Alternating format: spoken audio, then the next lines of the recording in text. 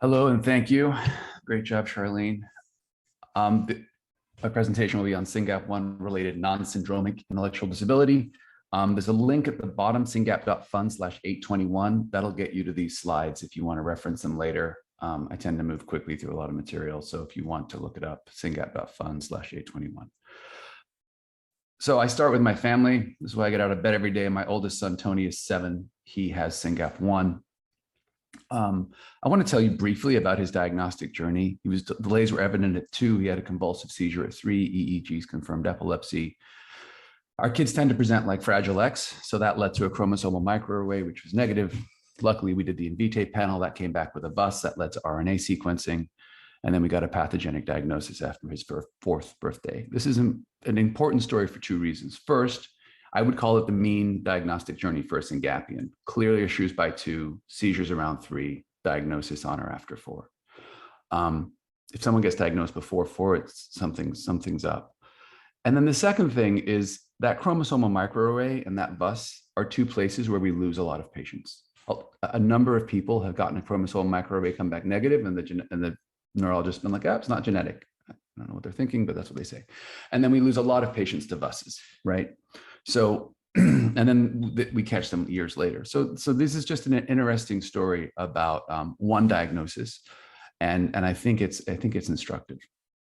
Speaking more generally, SYNGAP 1, much like STX-BP1, is an epileptic encephalopathy and a neurodevelopmental disorder. As Charlene pointed out, STX-BP1 is in the presynapse. We are in the postsynaptic density. We are, I think, the second most prevalent protein in the postsynaptic density.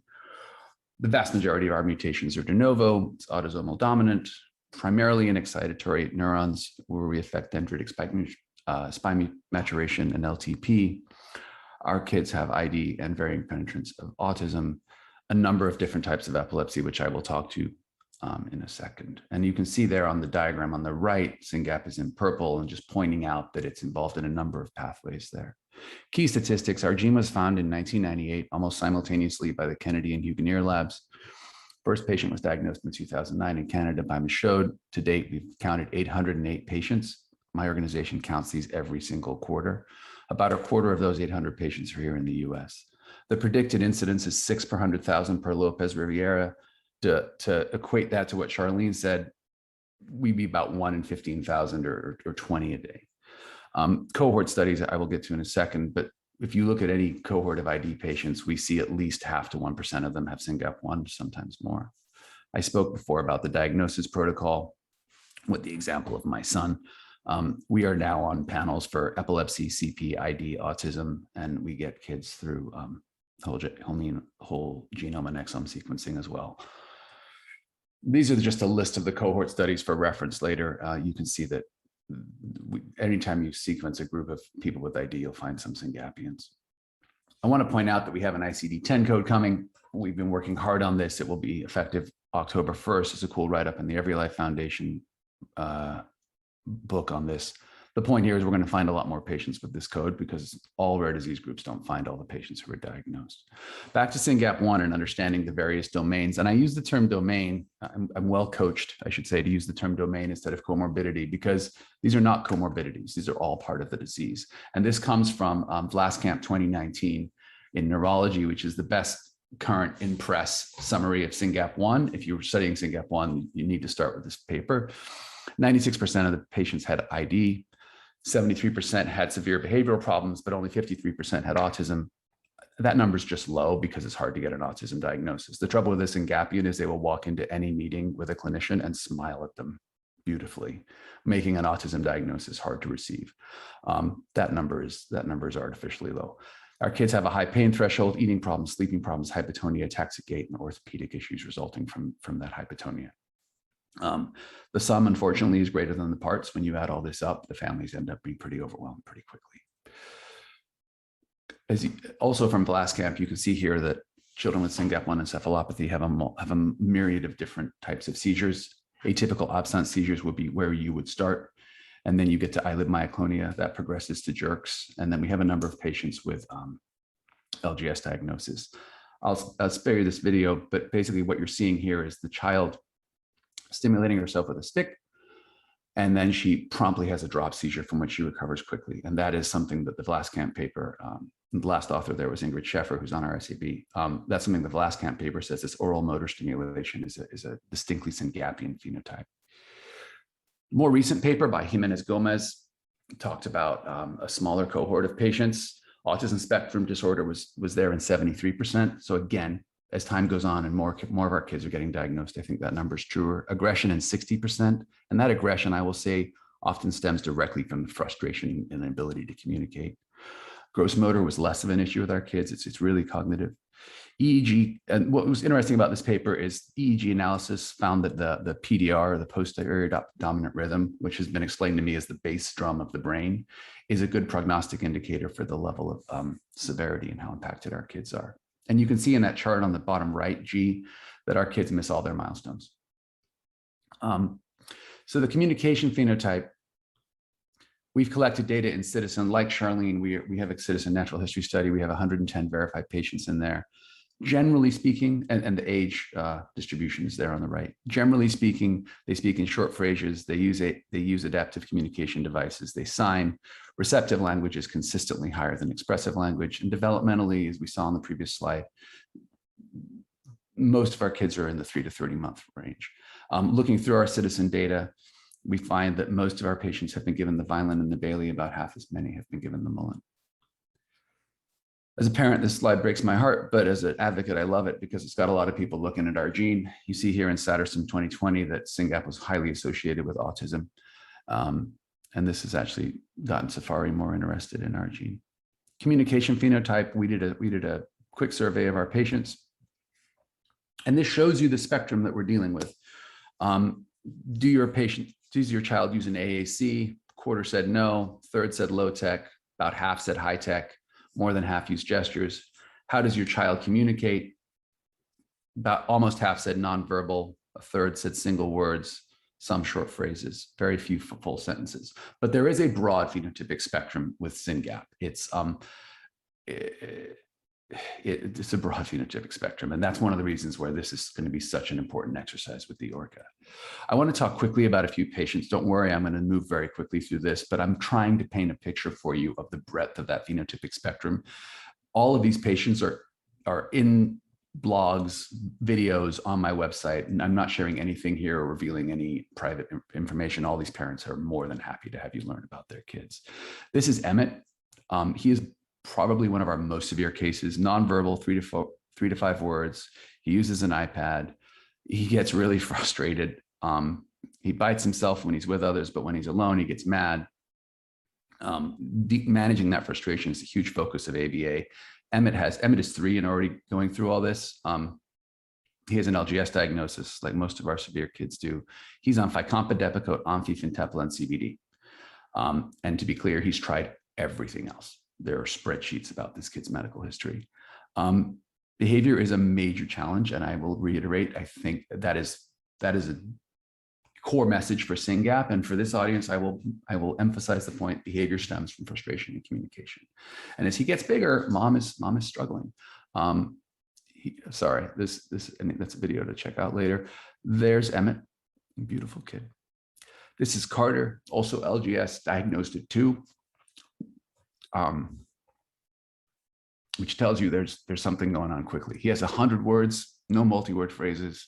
He's been using an AAC device, gets frustrated when he's denied access. He has high anxiety. He has an LGS diagnosis. Beyond communication, which is #1 for parents after seizures, challenges behaviors. He's on Onfi, Epidiolex, Divital, Depakote, which they're in the process of changing with THC CBD by prescription, by the way, and Zoloft. That's a video worth watching. This is an amazing family. That's Carter on the left. That's 2 days of meds in the middle. And that's a solid bite mark on dad's arm on the right, coming from those frustrations. So this is a great video because it's in Spanish. Amelia's mom leads SRF Latin America. She's in Florida. Amelia has 30 words consistently. She's just started using a device. She's very frustrated around communication. She has not made progress in a year. Her letter recognition is bad. She can't count to 5. She's on Lamictal, Sympazan, Epidiolex. Great video. Please check it out. Kaylin, minimally verbal, lots of single words. uses a PEX, waiting on a Nova chat from Duke. I'll put that in there. Unable to communicate, gets what she wants, gets really frustrated. Epidiolex, clobazam, ethosuximide, and guanfacine. Guanfacine's been really effective with our kids. And when I asked mom what your challenge are, she was just like, sleep, behavior, seizures, it's all the same. It's that cacophony, that combination is overwhelming the family. And I think that's the point I'm trying to make with this 3, 4, 5, 6. By the time they get to 6 or 7, these kids are a lot of work. And I just want to share this little clip from this video.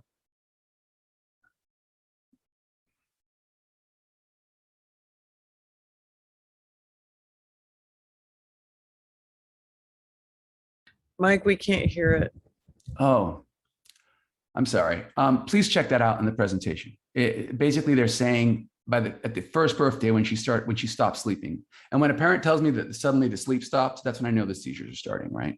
So those seizures start between around 2. In fact, it started at 1 is a problem. And the point that mom makes here is that one of the big issues was that she got so frustrated, she pulled out all her hair. So these kids are capable of tremendous aggression. They don't feel pain. They get mad. They take it out on things. I'm sorry you guys couldn't hear that. And that'll be a problem for this next one too. So fast forward 10 years, right? We catch kids either when they're young because they had great care and they got diagnosed early, or we catch kids later because the first time they were tested, SynGAP wasn't on the panels. Kyle is 15. He has 3 words, which are signs. He's had seizures since he was 2. He's been in speech therapy since then. He's got 3 signs and no words after 13 years of speech therapy. Communication is one of mom's biggest issues. And I really emphasize this. She doesn't take the device with her everywhere because Kyle perseverates. Again, the autism phenotype and the behaviors with our kids are intense. And on the right, I'm not going to read them to you, but you can see all the other symptoms and diagnoses Kyle has. Our kids just collect ICD-10 codes. He gets really frustrated, and he was diagnosed last year. Maybe you guys won't be able to hear this, but what you're seeing here is mom give him 2 choices, and he chooses one. What do you want me to sing? This song or that song? This is how they communicate. So he's grunting here, pointing to what he wants. She's saying, say more. Say tablet. Say all done. Say bye. That's it. Those are his 3 words. He's 15 years old. And then moving on, I want to get to Jadyne, 18 in Tennessee, diagnosed 2 years ago after a 16-year journey. It's really hard to diagnose our kids. Clinicians miss them. Parents miss them. They miss the atypical absence seizures early on. They get a chromosomal microarray and then people stop. There's a lot of excuses, but our kids get missed. So she was only diagnosed 2 years ago after 16 years. Limited verbal. There's a story where this little girl fell off a bike and the neighbor found her, bloody nose, something minor. And the neighbor was convinced she'd had major head trauma because she just couldn't understand a word she was saying. And Jadyne was just talking how Jadyne normally talks. Receptive language is estimated at about 4 to 5, expressive at 2. AC devices are even hard for this girl. She's been in speech therapy for 17 years. Atypical absence seizures triggered by chewing. She's classic SynGAP. Untreated, 100 an hour, which is what we see. Our kids have really fast seizures, but they have so many of them. It's staggering. And untreated, our kids have seizures every day and tremendous amounts. You can see all the drugs she's on. She was on Lamictal and clobazam. She went to Omfi when she got to jerks. The Omfi went toxic when somebody changed the psych med. And now she's going for Epidiolex after fighting with insurance. All of this is detailed and heartbreaking. Is heartbreakingly detailed on mom's blog. So this is just pictures of Jadyne happy, Jadyne with mom. And there's a video of her brushing mom's hair, really making some very small words repeatedly. Again, you can access it from the deck. And then diagnosed last year, our oldest known patient, Karen, is 65. How am I doing on time? Pretty good. Her mom is her sister. Her parents are passed, unfortunately. Her sister is on our board. I've talked a lot to her. And what she says here in bold, I think it just sums it up beautifully. I believe receptive language is stronger. She really understands. Expressive language is always very difficult. I believe the source of many aggressions. She just can't get out what she wants to say. That's it. That's SYNGAP in a nutshell. So the ability to assess their understanding, noting this consistent gap. There isn't a single SYNGAPian whose expressive language and receptive language are on the same level, not one. Noting this consistent gap is so crucial, and it's why the ORCA is so important. We made a 15-minute movie about Karen's life, which is here. Unfortunately, you won't be able to hear this clip, but it's just this part where she's singing happy birthday to someone. So our kids can't create novel language. Our kids tend to, there's a long word speech therapists use, echo something. Our kids tend to repeat what you just asked, and they have a few stock phrases. I call it pre-constructed language.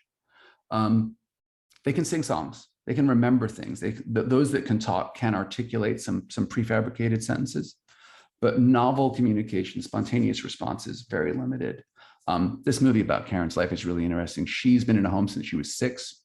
I think she was given a lobotomy because that was the best treatment available at some point in time. So again, but she was diagnosed last year. There are thousands of SYNGAPians out there who have not yet been diagnosed. And then to end with this slide, we have a lot going on. There's a high throughput screen at Scripps, which is very robust and taking forever. We've had a natural history study since last year. We've got humanized mice happening at Penn and Davis. We're doing small molecule discovery of rare base. There's a number of labs, Huguenier at Hopkins, Prosser at Penn, Petru with Praxis, and Q-State, I just found out, all thinking about ASOs publicly for our gene. There's other people not publicly thinking about various genetic treatments. So we see clinical trials as imminent. And the frustrating conversation I have all the time is, what on earth are we going to measure? Because of the breadth of the phenotype, the complexity of the presentation. So the ORCA really could be a game changer. And with that, thank you very much. We're on social media at Cure SYNGAP1, and I have a 10-minute podcast if you want to follow along with what we're doing.